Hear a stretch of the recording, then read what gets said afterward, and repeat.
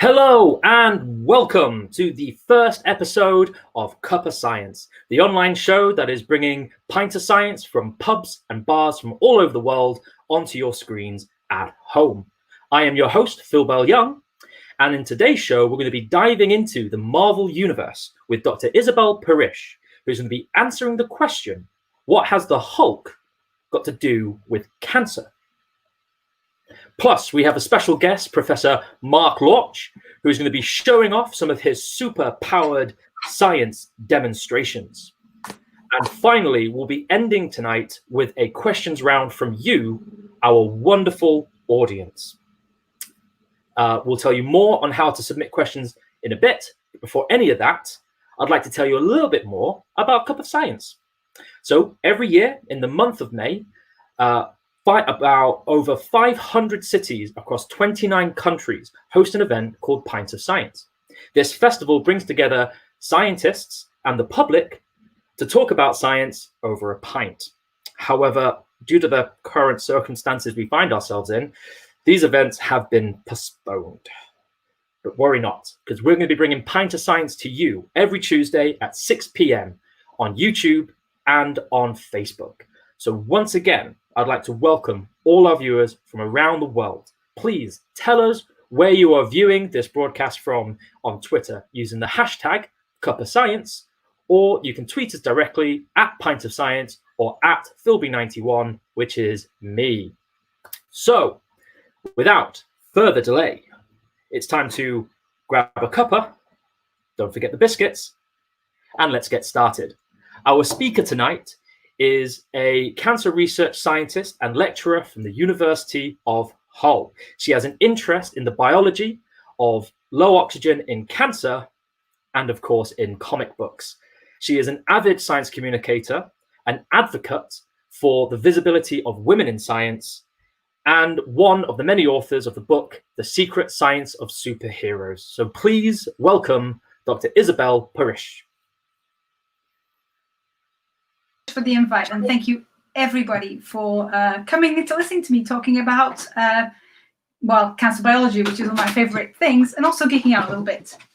So just a background, and Mark's picture again here on the corner, just to explain where we started with this. So the whole project was masterminded by Mark, and the idea was to write a book chapter about the science behind superheroes. If they were real, what would be the science behind them? Now, being a cancer biologist, I really like to try to talk about and explain using cancer models to explain everything, because that's what I do. So I use the opportunity to try and think about what superhero could I use, and the one I landed with was the Hulk. So for those of you that are not Hulkologists, a little bit of Hulkology. So the Hulk first appeared in 1962. And the transformation occurs when Dr. Banner becomes angry. So as Bruce Banner becomes the Hulk when he becomes angry. And when he becomes angry and transforms, becomes super fast, super strong, creates shockwaves when he claps his hands, his body can resist pretty much anything you can throw at him, his tissue can regenerate, and he's very much ageless. He's also green, that's one of his main characteristics. And more astonishing for me than anything else is that he has 5 to 7 PhDs. I mean, that's just, I'd have one, and that was hard work enough. Now, before going into the Hulk and cancer, we need to talk about cancer. And this is something which is quite hard for most people to do. Now, the hard stats are quite frightening. So for those of us born after the 60s, 1 in 2 of us will develop cancer at some point in our lives. That's a staggering statistic. But another really positive statistic, or improving statistic, is that more than half of those people that develop cancer will now live longer than 5 years, which is much better than 25% that we used to see in the 70s. So the reason why we now are able to better treat, identify cancer is because we understand more of its biology. And one of the reasons why we do that is because there's been a boom in the understanding biology of cells anyway. And so about the same time when the first draft of the Genome Project was published, which is the year 2000, gosh, that shows me a bit age, a scientific review came out basically defining a contextual framework for cancer, which they called hallmarks of cancer. These are, in the 2000s, were 6 characteristics or enabling properties that was reviewed in 2011 to become 10 characteristics or enabling properties. And these are properties or things that can drive, either define what cancer is or can drive cancer. And I really would like to state one thing. Cancer is not a single disease, as there won't be a cure for cancer. Cancer is not one disease. It's a conjunction of diseases that has similar characteristics that can occur in different parts of the body. And these characteristics shown here by the hallmarks are the ones that can help us to define it. And they can change from things like cells being able, not dying, not responding to normal death signals, to cells growing when they shouldn't, and signals for them to stop growing, not functioning, immune system being hijacked by the cancer energetics changing, so the way they use fuel changes, the way they recruit blood vessels change, and all sorts of things, inflammation. Actually, cancer cells become what we call replicatively immortal. That means that they can continue to divide and divide, given enough food and space. They can keep on dividing. They don't have the normal aging blocks that our normal cells have. And also, they can spread to other parts of the body. So with that in mind, let's start at the first hallmark, and let's start at the beginning. So I want you to give your favorite one very quickly now. Okay, so I don't have much time, so I can't really wait very long. But, for example, when I thought my favorite superheroes, a few came up. So a characteristic common to a lot of superhero origin stories, either origin stories or they're born with it, is the fact that superheroes are mutants or have mutations or have mutation-like changes.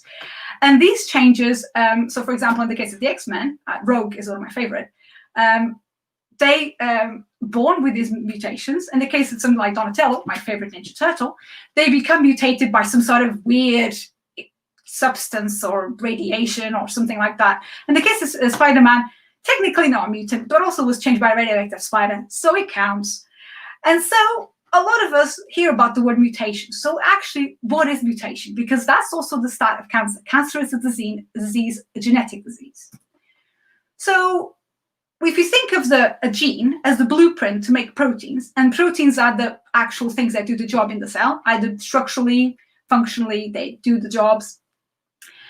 In a normal gene, you have a sequence of a code, genetic code, which tells the cell, make protein X. However, when there's a change to that, a permanent change to that genome, for example, if you got a small change in one of the codes, it gets deleted, it gets replaced, it gets removed completely, you will happen that you have proteins that are produced which are not normal. So these are proteins which actually can be shorter, active when they shouldn't be, inactive when they shouldn't be, they're not functioning as normal, or just stop being made altogether. And that can lead to the function of that protein and a lot of other things associated with it changing. And this is one of the crucial things in cancer, because cancer cells have the ability, or the characteristic of having mutations and acquiring, the ability to acquire a lot of mutations due to their changes in their genome. It's a process we call genomic instability. So at the start, obviously not all our cells, our normal cells, are genomically unstable. Otherwise, we wouldn't be able to have, evolved properly. So there have to be normally either external or internal sources of damage to our DNA that, when becoming permanent, will then lead to these mutations. So most of people think about it simply like an external source of damage. That could be UV radiation from the sun. It could be somebody smoking, so the carcinogens in the smoke. It could be just the fact that we breathe oxygen, and oxygen is very reactive with our molecules in our body, and that can produce damage to DNA. So our cells are exposed to thousands and thousands of DNA lesions of all sorts of types all day, every day. But we have evolved beyond single cells organisms. So how do we actually do that to enable cells becoming to divide and becoming functional? So when there's damage to the cells have a machinery that allows them, called cell cycle checkpoints, that allows them to halt cell division and decide, am I going to fix the DNA, or is it so much that I'm going to self-destruct? And this is regulated by a group of proteins we call tumor suppressors. Now, this protein here, this is white balls here, it's called P53, probably one of the most important proteins you've never heard of, and it's called the guardian of the genome. I didn't make this up for a pun. It's actually, we called it the guardian of the genome. And P53, what it does is that it can regulate this switch between stop, repair and continue to divide, or stop, no, this is too much damage, die. And the sad story about P53 being such an important protein is that its name is derived from its size. It's 53 kilodaltons big, the unit of protein. So it doesn't have a cool name like Sonic Hedgehog, like some proteins do. So I feel that we should rename P53. But anyway, I digress. So you need to understand that there's these regulatory mechanisms for the cells to deal with this amount of damage. But Isabel, I thought you were going to be talking about the Hulk. Why you keep telling me about small proteins with silly names? Well, so let's go back to the Hulk. So in the origin story of the Hulk, Dr. Bruce Banner, PhD holding 7 PhDs, was, for somebody who's 7 PhDs, got exposed to a massive blast, was near a nuclear explosion, and got exposed to massive doses of gamma radiation, which is a very energetic type of radiation. The gamma rays in normal life should have killed him. But because this is not normal life, this is superhero land, it changed him permanently and led to him being able to, when angry, change from placid PhD holding Dr. Bruce Banner to the Hulk smashing, bashing monster, as they call him here. So how did that happen? So gamma radiation can cause damaged DNA. That's how radiotherapy works. So when you're trying to, in cancer therapy, kill tumor cells, a lot of people are exposed to use X-rays, not X-rays, and that can damage DNA. And this can trigger that cell death process because it's such high doses, in very short amount of time, that leads to the cells dying. Unfortunately, not just the cancer cells, but the normal cells around it. But what happens, or the idea behind what happens to the Hulk, is actually the brainchild of a scientist in the States called Dr. Sebastian Alvarado. And he's an oncologist, he's like the Hulkologist, and he came up with the idea of what Hulk would have probably experienced, or the Bruce Banner, was this process called chromothripsis. Chromothripsis is when exposed to whatever source, in this case, a huge amount of gamma radiation, the chromosomes are shattered into tons and tons of little pieces and then reassemble in a completely jumbled order, which can change the way that the genetic material codes for particular proteins. So you can see that in the Hulk, this can be encoding all the changes that underpin what the Hulk is. Its massive strength, its big bulk, its greenness, which we'll talk about a bit later. So in terms of its big bulk, now we're talking about the hallmarks. So we talked about mutation, which is one of the hallmarks of cancer. Another one is the fact that cancer cells can grow without control. A normal cell, when exposed to radiation, when exposed to damage, will die or will repair and carry on. A cancer cell won't care if there's mutations, won't care if there's damage. It will just keep on dividing. And this is because they lost these tumor suppressive molecules such as P53, or they gain the function of molecules that we call oncogenes, which are molecules which are primed for driving cells to divide. So basically you've got a double whammy. You stop the things that would protect you, and you drive the things that would promote uncontrolled growth. And that's probably what's happening when the Hulk expands. You just have this massive signals on being on and off being shut off. So you basically got this uncontrolled proliferation.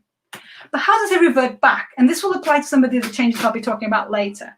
So again, Sebastian Alvarado speculated that as well as these massive changes in its genome, the Hulk might have had changes to its epigenome, which is the modifications to the DNA, which are not permanent. And these are called epigenetic modifications. So like it's this little missile group here.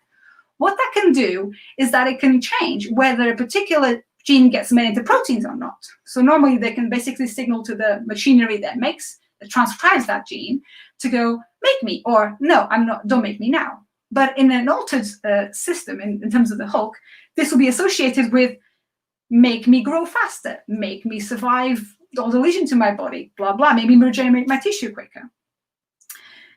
So it's possible that in the Hulk, that is driven by, or in Bruce Banner's case, that is driven by the stress hormones.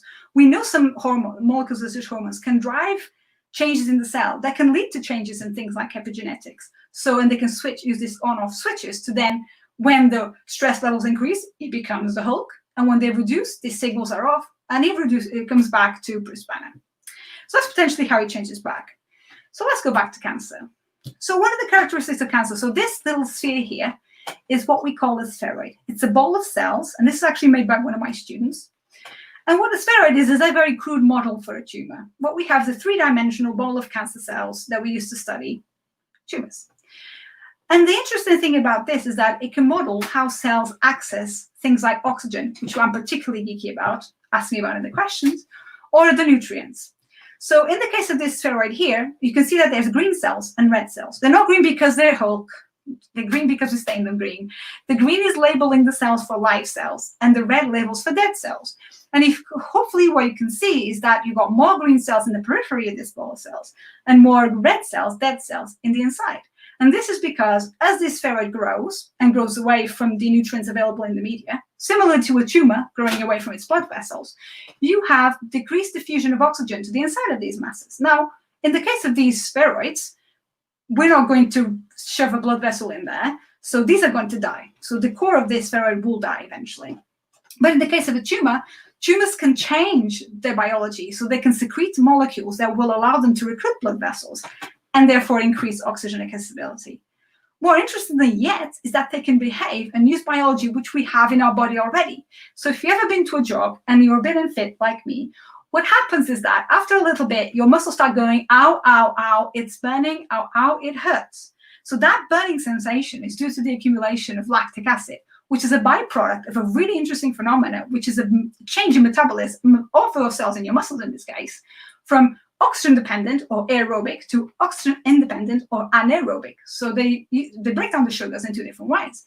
Tumors do exactly the same thing. So as these cells become deprived of oxygen, they will shift the metabolism to break down oxygen in an oxygen-independent manner. So they can produce lactate, which is actually really bad because it can actually prevent some chemotherapy drugs working. So actually, probably one of the reasons the Hulk is so angry all the time is because it's burning. It's always burning because it's so big, because it's grown so fast.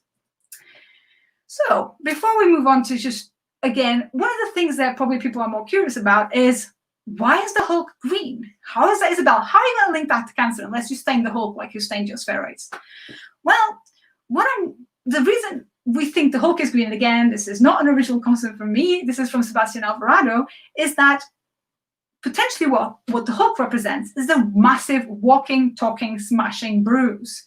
So the greenness of the Hulk is due to the changes in these tissues being so fast, leads to a tissue being damaged. You get red blood cells being destroyed or embolized. You get the modification of these heme groups into two molecules called biliverdin and bilirubin. And what these are is that they're the things that give your bruises color. So if you have a look at a bruise, it's kind of reddish, greenish, kind of bluish in hue. That's due to the accumulation of biliverdin and bilirubin. Now, in the case of the Hulk, you would think, okay, so why Isabel? How can you link this to cancer? Well, I can.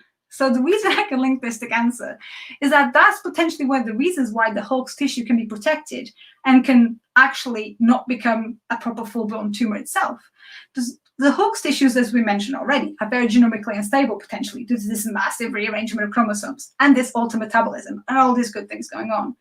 But biliverdin and bilirubin actually have anti-mutagenic properties in some in vitro studies have shown. So potentially in the Hulk, what the biliverdin and bilirubin are doing are actually protecting these cells against any potentially other stresses from this massive change that happens to the Hulk's body. So yeah, so being green actually could be helping the Hulk to maintain its strength and kind of health in a way. So Isabel, is the Hulk actually a tumor? So yeah, no. So it's a useful model for a cancer biologist to try and talk humorously about one of the most horrifying diseases that we experience and something that affects so many of us either directly or through loved ones or friends. Hopefully I've mentioned some of the hallmarks, the energy changes, the genomic instability, the recruitment of blood vessels, this growth without end, and there's others that I cover in the book. So I cover all nine out of the 10 of the hallmarks that actually could be modeled in the Hulk and could explain how he is what he is.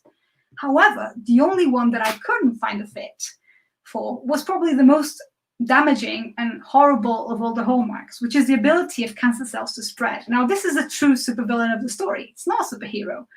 So this is, again, another of these green ball of cells. Again, the same viable cells. And what happens to this ball of cells? Instead of just being floating in the media, well, we've put it into a jelly or a type of gelatin, so mimicking the kind of things that our cells interact with in our tissues. And what these cancer cells have started doing, they started spreading from this, the mock of the primary tumor, into the adjacent areas. And they'll keep on spreading and they'll keep on growing.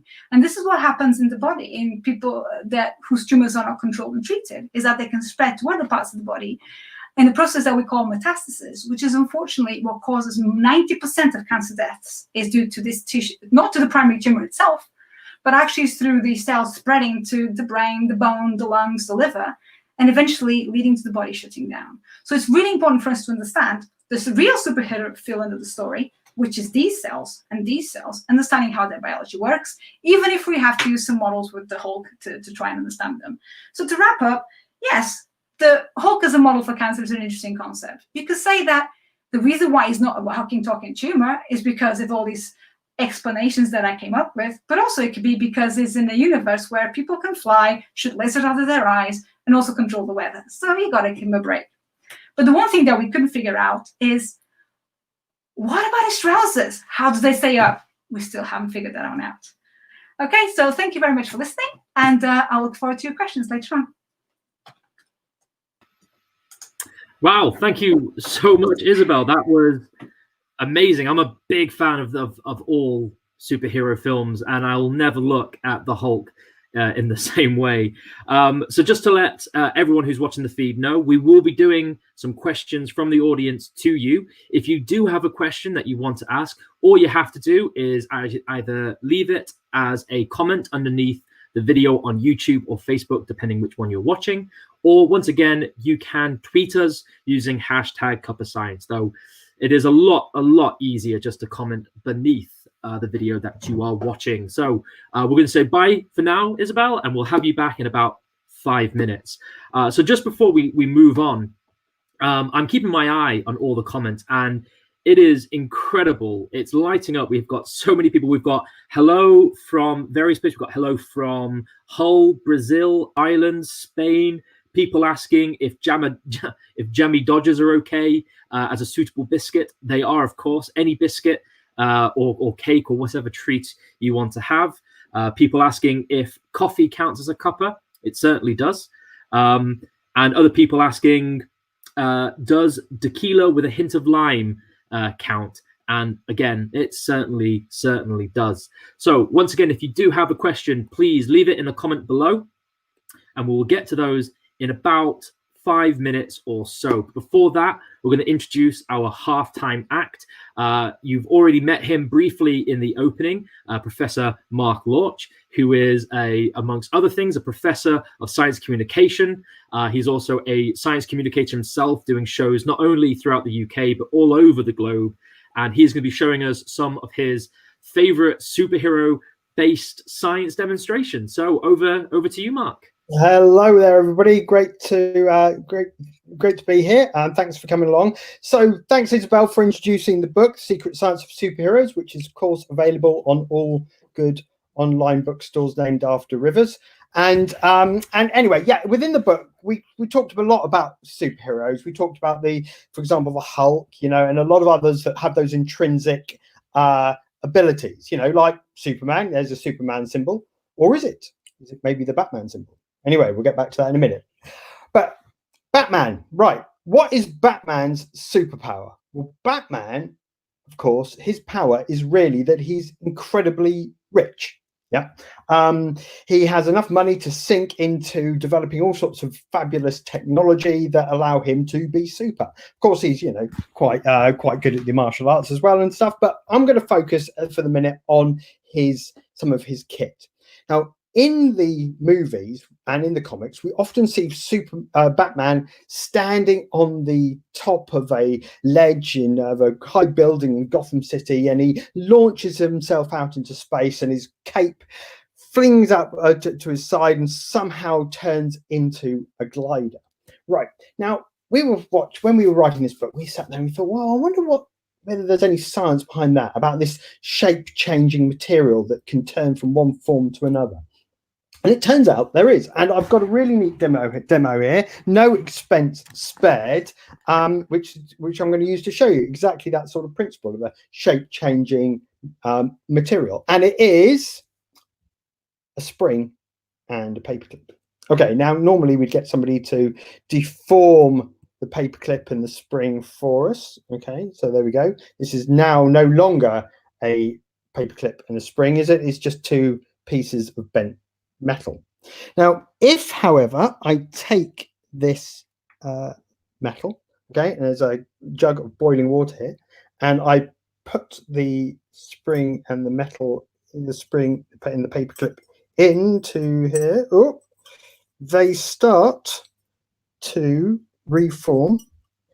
This minute, I'm going to have to get this out now. Now you see what I've done is made a really major blunder here and not brought with me a pair of anything to fish the things out of the water. Hold on a minute.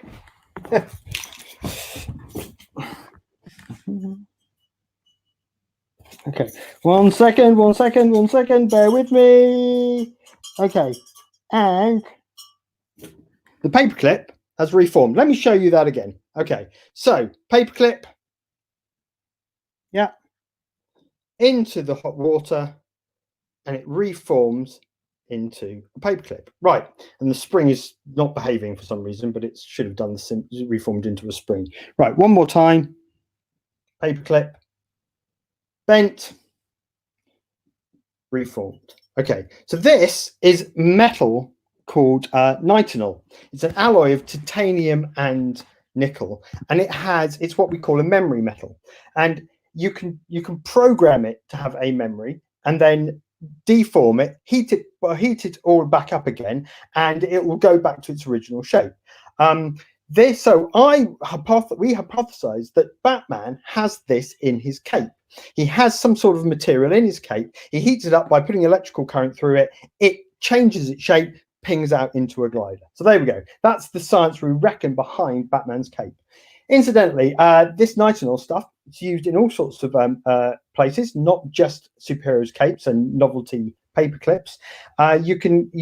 Medics use it, surgeons use it for unblocking blockages in the heart, so they can make stents out of it. For example, you deform it, for example, pass it through the arteries and veins to where it needs to be, pass a current through it, it then changes shape, expands out, goes back to its an expanded form, and unblocks and opens up the arteries and hearts.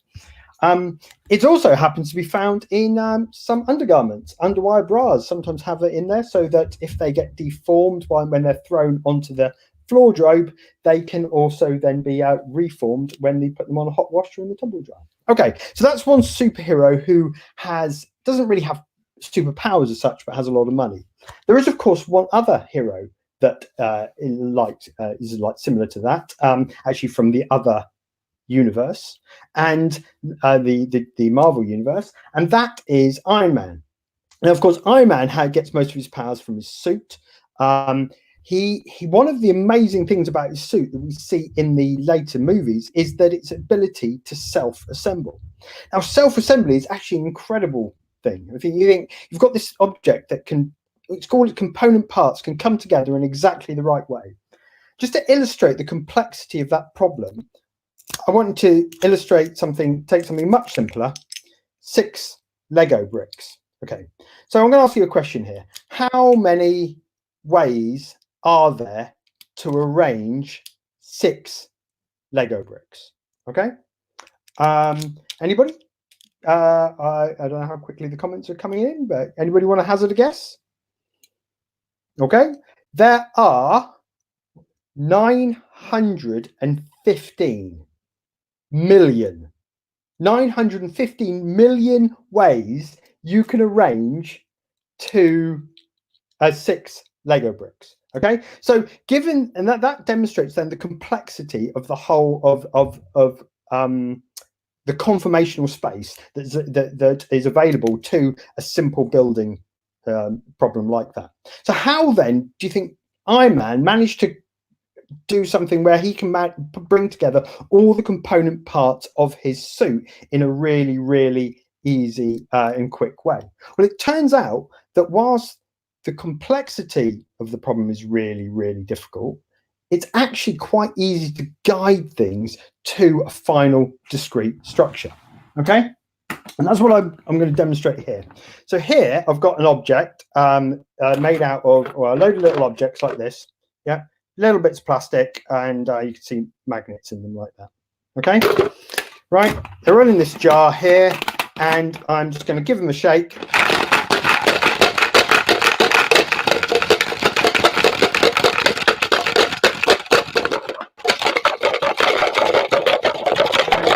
See, there we go. If I carry on shaking, it's assembled into a ball. Okay, pretty incredible, isn't it? That thing has self-assembled just with a few simple rules, i.e. the rules being how these objects come together.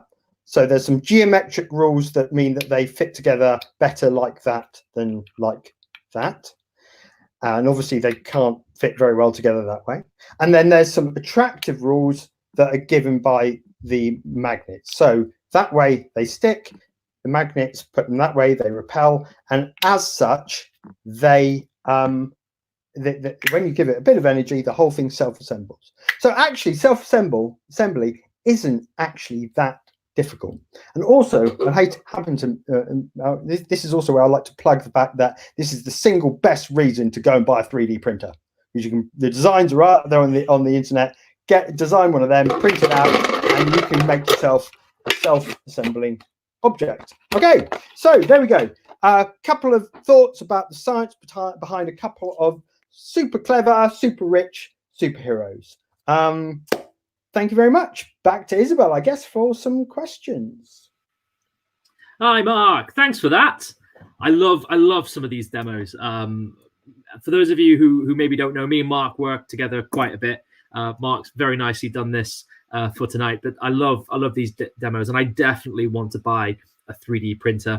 Just to let you know, Mark, I know you did ask a question, especially about the Legos. And I know it seems a bit weird doing this in front of the screen, because normally we have an audience to shout out numbers, but we did have people trying to answer it. A few favorites we had. Someone said 24, and I think the largest was 394,785. So people are answering you. There was a 6 quadrillion there as well, which was a bit of an overestimate. But anyway, there we go. Awesome. Well, thank you once again, Mark. Hopefully we'll be seeing you again on this show sometime in the future. Right. So just before we bring Isabel back for questions, we've had a few more people putting up where they've come from tonight. We've had people tuning in from Solihull, which is lovely, Durham, and Hawaii, which amazing. Got someone all the way from Hawaii, and Brazil is another one. So amazing. It's so amazing to see how far people have, well, I say how far people have come to see this show. Obviously, you've not come to see the show, but it's so amazing to see so many people tuning in. Right. So we're going to hit into our question time. So we're going to bring Isabel back into the feed. Hello. There she is. Hi, Isabel. Hello. How was your first experience doing a live broadcast? Before it was a lot of people have been saying. Before it was nerve-wracking. Once I was in it, I'm in it. It's fine. It was the start, the seconds before it started. Well, I think we've all kind of felt that it's. I still find it very, very weird myself. Yeah. I'm so used to having an audience just shouting stuff at me. So next time I might try and get people in the flat next door just to yell random things. Right. So I'm going to jump in with the question that I've come up. And it's a bit more of a broad, general question, yep. Which is obviously in the introduction I gave to you. You mentioned that your interest is in the biology of low oxygen on cancer. For me, I'm not entirely sure what that actually is or means. And I was wondering if you could maybe tell us a bit more about it. Yeah, so I'm a low oxygen biology nerd, so if I go too much, just stop me. So yeah, as my students know. So low oxygen in tissues is a thing we call hypoxia. So that means low oxygen. And in tumors, I mean, it can happen in many normal ways. So during development, so in the uterus, that's hypoxic, so there's low oxygen there. When you exercise, when you climb up Mount Everest. But also it can happen, for example, when there's cardiovascular disease, so like a stroke or heart attack. You get decreased supply of oxygen to that tissue. So that leads to hypoxia as well. And then what I'm interested in is in what happens in tumors. So in the case of tumors, as I mentioned, tumors can grow really fast, very quickly. And basically they outgrow their oxygen supply. So because they outgrow their blood supply. So that means that within the tumor, you get areas of low oxygen. Now this can change. It's not like that ball of cells I've shown you. They can be very irregular and they can change very quickly. They can go from low oxygen to low oxygen, which is the really dangerous bit. because I mean that can drive the change in mutations and genomic instability. But the interesting thing about hypoxia, I will say cool. I mean, I find it fascinating, but it's not cool. It's because pretty much all the hallmarks that I mentioned can be driven by low oxygen biology. In fact, low oxygen biology has been awarded the Nobel Prize for Medicine and Physiology in 2019, which makes us all hypoxic biologists super validated. But yeah, so basically it can, things from, it can drive how the tumors grow, how can they escape cell death, how can they change genetically.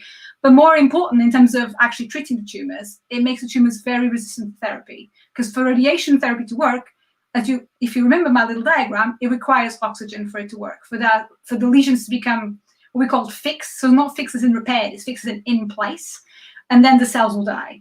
It also can impair chemotherapy response, and it can drive that really nasty hallmark, the spread. So because of that, in my opinion, it's really important, and it should be a hallmark of cancer. If there's like hypoxia for hallmark of cancer 2022, I'll be there flying the flag. But yes, that's why I'm really interested in it, because it's these biological changes which happen in normal physiology and in response to injury are hijacked by cancer to make it develop, which is basically what cancer does. Huh. It's I might have to start reading into this topic a bit more myself, because that sounds very, very interesting. So we have had a few questions coming in. A lot of people are still telling us the biscuits they're having, and which is amazing. Bourbons. This question, Bourbons are my favorite. Bourbons. Bourbons. Biscuit. They're chocolatey, they're vegan, and you can eat a whole pack of them without feeling full. It's brilliant. So one person has asked, and I'm not sure how nice a question this is, but it is interesting. Right. Alex Avery has asked, what happened to lead to a protein being called the Sonic the Hedgehog? Right. So I think Mark did explain it, but I'll go through it for those of you that kind of came later. So this is actually in the Drosophila world. So in the fly, so people that do genetic work on flies can have the best names, because basically what they do is that they name a particular gene for the way that the flies look when you take out that gene or mutate it. So in the case of Sonic the Hedgehog, what they did is that they mutated this particular gene, and the flies develop bristles that look a bit like the Sonic the Hedgehog kind of crest thing, and that's why they call it the headlocks. It's like headless, wingless. They call it by the way the flies look, which other biologists go, this is 53 kilodaltons big, I'm going to call it P53. No. But actually, on the question of naming proteins, so Drosophila people don't have the claim for all the coolest names. So actually, a really important protein, again, in regulating cell cycle, is a molecule called WEE1. And it was actually identified by Sir Paul Nurse, one of our most famous scientists, and again, winner of Nobel Prize, I think it's 2001 or 2002. 2002. And the reason it's called WEE1 is because he was working in Scotland when they first identified it, and it was very small. So they called it WEE1, not thinking this is going to be super important. So forever will be known as WEE1. So yeah, scientists can have a lot of fun naming things. Unfortunately, I mean, in terms of mammalian scientists, like kind of the work I do, so kind of cancer biologists, it tends to be quite boring names. The coolest names are definitely the fly names.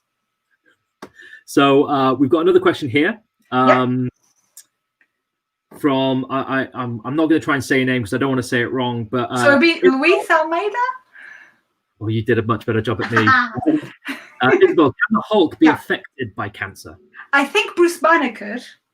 The Hulk probably not, because, like I said, he has all. I mean, in theory, we're talking about superhero world, but in theory, anything which is multicellular, so has not just single cell, can become a tumor. I mean, the first tumors that were recorded are actually in dinosaurs. So it's bone cancers in dinosaurs. So in theory, anything which is multicellular can have the changes that make it grow into a tumor. And that's normally associated with, cancer, like I said, is a disease of the genes. And a lot of it can happen in younger people or due to lifestyle change. But actually, a majority of cancers are associated with age. So the longer you live, the more likely you are to get cancer, because the longer you live, the more damage you will accumulate and less able the cells are to repair it. So in theory, when Bruce Banner is probably more susceptible, but in the case of the Hulk, maybe if he keeps on living for a long time, he might eventually develop cancer. But it's less likely in that universe because he already has some of the changes that would give him cancer, if you know what I mean. Awesome. Another question. This is actually a question that it's a great question. I don't know why I've never thought of it myself in the past as well. There we go. Yeah, sorry. It's, what causes cancer to go into remission? So remission is when cancer stopped growing. So that normally is when you treated it with a particular drug or radiation. So basically you treat the cancer and it becomes in remission. So it's not a cure. A cure is when the tumor completely disappears. In remission is when it stops growing or it shrinks, starts shrinking, and then eventually will disappear. And that's mostly to do with the treatment that the patient will have undergone. It could be radiotherapy, it could be chemotherapy, like conventional chemotherapy, like those nasty drugs that make people lose their hair, for example. It could be what we call targeted therapies, which I'm a big fan of, which are therapies which are designed to specifically hit a pathway. Say, for example, this altered growth or this altered blood vessel recruitment, and they will target that very specifically. The advantage being that it doesn't hit the rest of the body. It could be the really new kid in the block, old new kid in the block, which is immunotherapy, which is really hot, and it's something that people are very, very, very excited about. But basically, it's when the tumor stops growing and starts shrinking, and eventually it'll disappear. So that's what causes remission. So it stopped growing is going back, which is different from recurrence, which is when it comes back. So remission, recurrence, two different things. Okay. So we've had another question, which is actually related to a question about whether the Hulk can be affected by cancer. Yeah. Which I'm not sure there's much to add here to it, but maybe turning into the Hulk will cure Banner of any disease. Yeah, I mean, if he's permanently the Hulk, it's probably fine. I don't think because in this universe, it's not just the Hulk genome which has changed, it's Bruce Banner's genome which has changed. So Bruce Banner has the potential to become the Hulk, but actually the biology itself only gets triggered when he gets angry. But yeah, potentially that could have make him immortal. I mean, like I was saying about one of the most fascinating characteristics about cancer, which is the one that makes people kind of drop their jaw, like, what? Is that it's that immortality principle. So we work with cancer cell lines in the lab, which the oldest ones of them were established in 1952 from a lady that died in 1952. And they're still alive in labs all over the world. And we can freeze them in liquid nitrogen, and we can bring them back, and they'll keep on growing as long as we give them space and food. And that happens to all the cell lines that we use. And that's, I mean, when I started working in cancer, that blew my mind. And when you show people, like, this is probably from a person that died like 40 years ago, and they're still genetically alive. So these people are genetically immortal. And I guess in terms of Bruce Banner is that if that's immortality, it means that the normal lifespan, it probably will live forever. Because if the normal lifespans that we have, which are determined by a lot of things, but one of them is so when our cells divide, it's basically a glitch in the matrix. Our chromosomes shrink. So these things at the end of chromosomes called telomeres shrink and shrink and shrink. And what happens with cancer is that they develop a way of replenishing these chromosomes. So the idea is that when they stop dividing, the cells, when they shrink completely, the cells can't divide anymore. So for example, in the case of like skin cells, like the skins of my epidermis, these cells aren't dividing anymore. The ones that are dividing are on the dermis, and they move back up when I have to like scratch myself or normal skin replenishment. But the actual ones on my skin right now are not no longer dividing. So what could happen in cancer is that they can evade that again because they mutated, because they're just do whatever they want, and they become replicatively immortal. So they can keep on dividing and keep on dividing and keep on dividing. But it's very uncontrolled. It's not regulated. That's why the tumors grow in the way they do. So we've had a quite inspiring question, I think, from Max Whiteley. Do you think you can change the world using your research? Oh my God, that's so hard. Okay. So why? I mean, when we start doing our work, I mean, we always like to think that it's a bit like ambition. You have to have some ambition, because otherwise that helps us to progress. But actually, my biggest reward in my work, obviously, is the work I do. And I hope that I can contribute for the work I do with a little tiny piece of a little tiny machine, of a bigger machinery kit that will help to do something. If something I do one day, like a molecule that I research with, or something that I investigate can help somebody develop a drug against cancer, or can help somebody to develop a better way to detect cancer early, or something like that, or I contribute for a tiny part of that process, that's already amazing. But I know there's a previous student of mine in the audience, and another one that missed the film, but he's got to look at it again. So, but one of the things that gives me the biggest pleasure of the work I do, because as well as being a researcher, I'm also a lecturer, is to train the next generation of scientists. It's very easy to think that you'll be the one to do the thing. But actually, if I'm training somebody that might be the one that do the thing, actually that's incredibly rewarding. And seeing my students do well is one of my biggest pleasures of my job. Obviously, the research is, and training my students, training people, that's what I really enjoy doing. But yeah, a teeny, if ever a teeny minuscule thing of what I do ever contributes to something, to the big knowledge pool, that's great. So I think we've got time maybe just for one more question. This question is completely off topic, but I love how someone's asked it and it has gauged a lot of answers within the comments feed anyway. And of course, this is going to be your own opinion. Are Jaffa cakes a biscuit? Oh, see, I'm Portuguese. I think they're a cake because they're squishy. But this is the thing that British people do, right? I mean, I'm Portuguese and British, but I think they're squishy. They're not hard. A biscuit needs to have some to it. So is a brownie a biscuit? A brownie's not a biscuit. See, I don't know. As long as it's edible, I'm fine. I don't necessarily, unless it's some sort of animal, I don't necessarily classify it. If it's food, I get it in my mouth and I can chew it. It's food, and that's how I classify everything. Right, so we are going to have to round up there because we are running a bit over time. It's been amazing to see everyone commenting, not just questions but statements as well. I think this has just been an amazing talk. Just before you leave, we have said that if anyone does have a question that wasn't answered, that they can tweet you directly and you'll get back to them as soon as you can, which is your Twitter is now on the bottom of the screen at CraftySci. Is there anything you'd like to leave us with before we go? Right, a couple of things. One, I've noticed on the question, people are talking about the cells. So that the HeLa cells, somebody said. Henrietta Lacks, the mother of modern biomedicine. There's a TEDx talk that talked about that. I don't wonder who did that. I spoke about that a few years ago in TEDx. But actually, I recommend your Twitter. I recommend the book by Rebecca Skloot, The Immortal Life of Henrietta Lacks. That's kind of a to-read list of I give my undergrads. It's a fabulous book. Like if you want to learn about cancer, if you want to look about cancer cell lines, but also ethics, The Immortal Life of Henrietta Lacks. If you want to learn about cancer as a discipline, you went to The Emperor of All Maladies by Siddhartha Mukherjee. Amazing book. It's not tall hard. It's quite, I mean, my husband could read it and understand what I do now. So that's something. But if you really want to learn about science of superheroes, what you want to look is The Secret Science of Superheroes. Edited by Professor Mark Loch.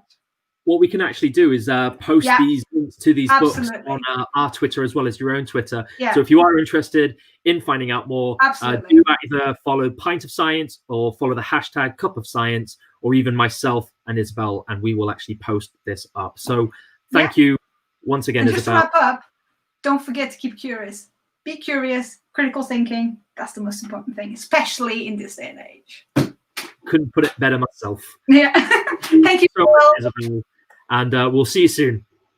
Right, so that brings us to the end of our first episode. We have run over a little bit, but these things always do. It's been amazing to see everyone commenting with your questions, where you've come from in the country. We've had people coming from Nottingham, Brazil, Spain, Afghanistan is down there as well, which is it's just so encouraging to see all of this. So I just want to quickly say a massive thanks to both Isabel Pires and to Mark Loch, who have both come on tonight to talk about their science to you. I'd also love to thank Pint of Science and the University of Hull, which have worked together to bring this to you. I would also love to thank my partner in crime, I say the other mastermind behind Cuppa Science, but probably actually the mastermind behind Pint of Science, who has been working in the background with all the different camera transitions. It is, of course, Michelle Kinnan. Michelle, can you give us a wave? There she is. So that's Michelle Kinnan. She's been amazing working with me to put this whole thing together. Without her, could not have done it. If you're interested to see what happens next week, please do follow us on Twitter or go to pintofscience.co.uk. Those links are coming up there now. We will be releasing tomorrow or later this week the lineup for next week's show on Tuesday at 6 p.m. In the meanwhile, if you want to tweet us anything, your experience from the talk, any feedback, or literally any photos of any demos that are superhero themed that you have in your house or any science experiments, please do using the hashtag Cuppa Science. Thank you all so much for tonight, and we'll see you next week.